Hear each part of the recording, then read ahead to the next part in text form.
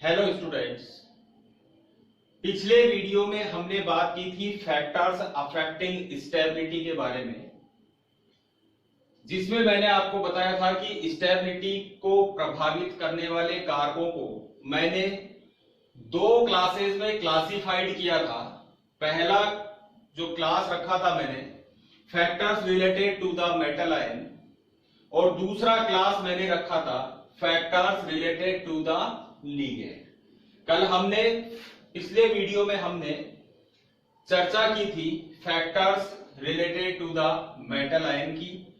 इस वीडियो में हम चर्चा कर रहे हैं factors related to the ligands की। देखिए, सबसे जो पहला कारक है जो स्टेबिलिटी को प्रभावित करता है वो है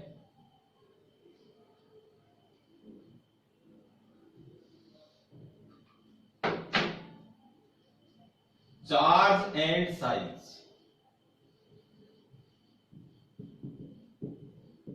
लिगेंड का चार्ज और उसकी साइज कह दीजिए या उसकी रेडियस कह दीजिए, त्रिज्या कह दीजिए, एक ही बात है।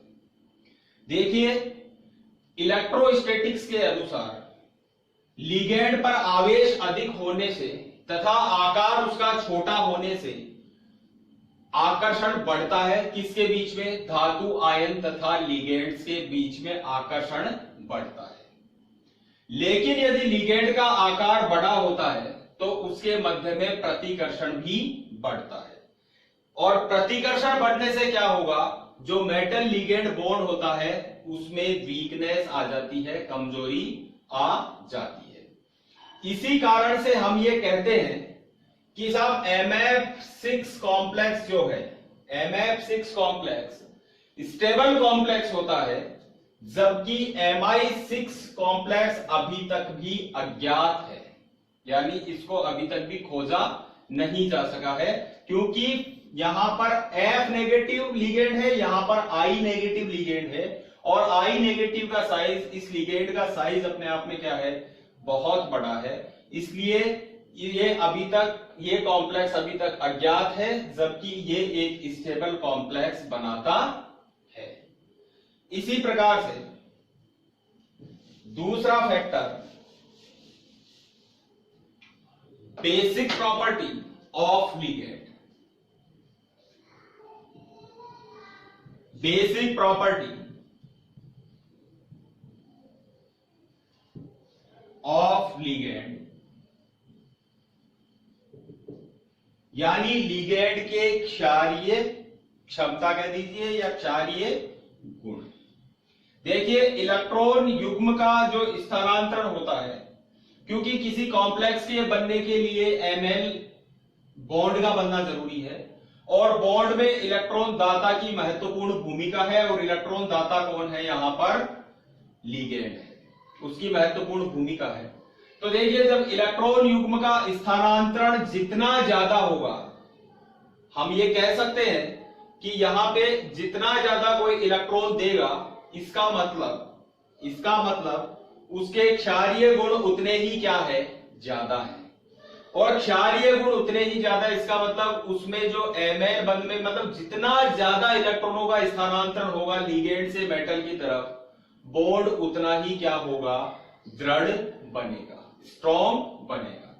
अतः हम ये कह सकते हैं कि बंध सामर्थ्य के आधार पर हैलाइडों में से F नेगेटिव जो है वो सबसे प्रबल बंध बनाएगा, जबकि इसी के अनुसार जो बाकी के हैलाइड है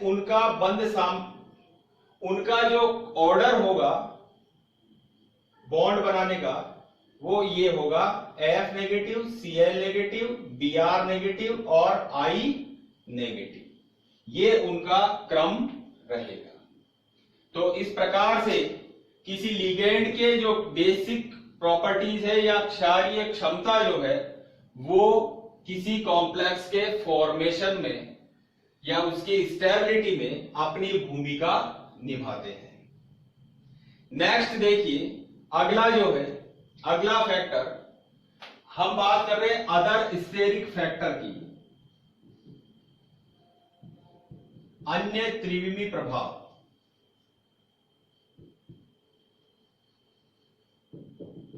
देखिए स्टेरिक फैक्टर का मतलब हम बात कर रहे हैं कि यदि कोई लिगेंड है, मैंने कल आपको एक पिछले वीडियो में एक बात बताई थी कि जो लिगेंड होता है उसमें जो दाता परमाणु होता है, जहां से वो अपना इलेक्ट्रॉन डोनेट करके मेटल के साथ में क्या बनाता है, बॉन्ड फॉर्मेशन करता है, वो महत्वपूर्ण है, वो वहां से जुड़ता है उस मेटल से।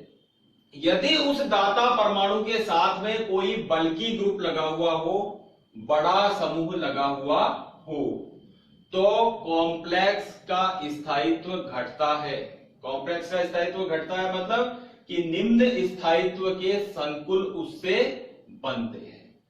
या तो निम्न स्थायित्व के संकुल बनेंगे या फिर बिल्कुल भी नहीं बनेंगे, संकुल बिल्कुल भी नहीं बनेगा।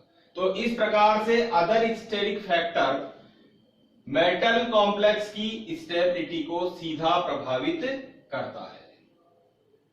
देखिए अगला नंबर 4,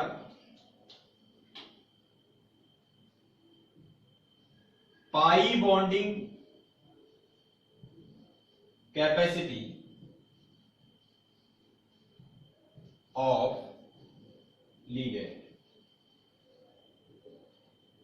पाई बॉन्डिंग कैपेसिटी मैंने आपको यह बताया था पाई बॉन्डिंग के लिए कि देखिए हम कभी भी जब मेटल और लिगेंड की बात करते हैं या किसी कॉम्प्लेक्स के फॉर्मेशन की बात करते हैं तो हम बार बार में ये कहते हैं कि लिगेंड मेटल को क्या देता है, इलेक्ट्रॉन देता है। देखिए यदि मैं अष्टफलकीय ज्यामिति की बात करता हूं तो अष्टफलकीय ज्यामिति अपने आप में क्या है, अष्टफलकीय ज्यामिति अपने आप में है कि उसके अंदर 6 लिगेंड आएंगे और 6 लिगेंड मेटल को क्या करेंगे, अपना lone pair of electron donate करेंगे और डोनेट करके उसके साथ में सिग्मा बॉन्ड बनाएंगे।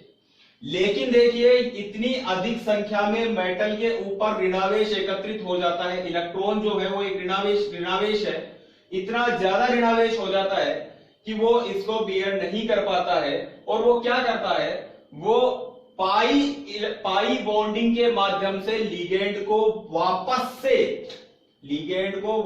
से अपना जो नेगेटिव चार्ज है वो वापस ट्रांसफर करना शुरू कर देता है।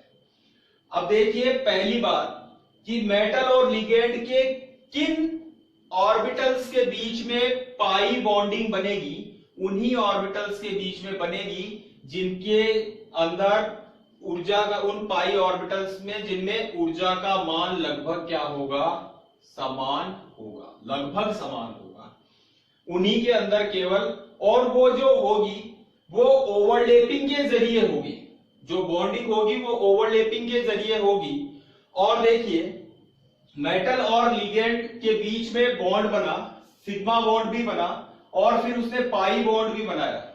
तो देखिए मैंने आपको एक स्पेक्ट्रोकेमिकल सीरीज बताई थी, उस स्पेक्ट्रोकेमिकल सीरीज में मैंने आपको बताया था कि उसमें कार्बोनिल और साइनो जो लिगेंड्स हैं वो उसके टॉप पे आ रहे थे, यानी वो स्ट्रॉन्ग फील्ड लिगेंड्स मैंने आपको बताया था, और जो हैलाइड्स के जो लिगेंड्स हैं वो सबसे नीचे आ रहे थे।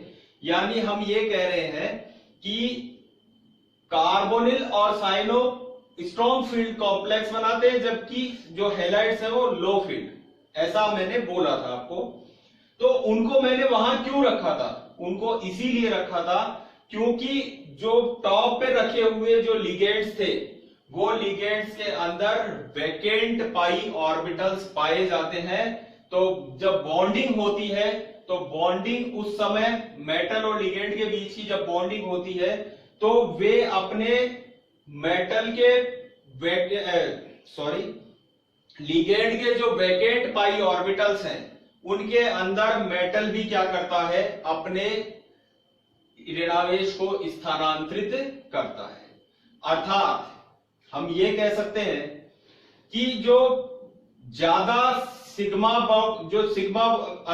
अगर सिग्मा अतिव्यापन होगा वो सिग्मा बॉन्ड को दृढ़ करेगा, उतना ही जितना कि पाई बॉन्ड करेगा, मतलब अर्थात अधिक सिग्मा अतिव्यापन पाई बंधन को तथा अधिक पाई जो अतिव्यापन है वो सिग्मा बंधन को क्या करेगा, दृढ़ करेगा, स्ट्रॉन्ग करेगा। और इस मैकेनिज्म को हम नाम देते हैं एक सिनर्जिक मैकेनिज्म। इस मैकेनिज्म को हम नाम देते हैं सिनर्जिक मैकेनिज्म, मतलब एक दूसरे को वो क्या कर रहे हैं, दृढ़ता प्रदान कर रहे हैं। तो इस प्रकार से जो किसी लिगेंड की पाई बॉन्डिंग कैपेसिटी होती है उसको हम वो भी मेटल लिगेंड की जो स्टेबिलिटी है या कॉम्प्लेक्स की स्टेबिलिटी है उसको सीधा प्रभावित करती है। अब हम नेक्स्ट वीडियो में बात करेंगे काइनेटिक एस्पेक्ट्स ऑफ कॉम्प्लेक्सेस की, और उसमें हम स्टडी करेंगे सब्स्टिट्यूशन रिएक्शंस।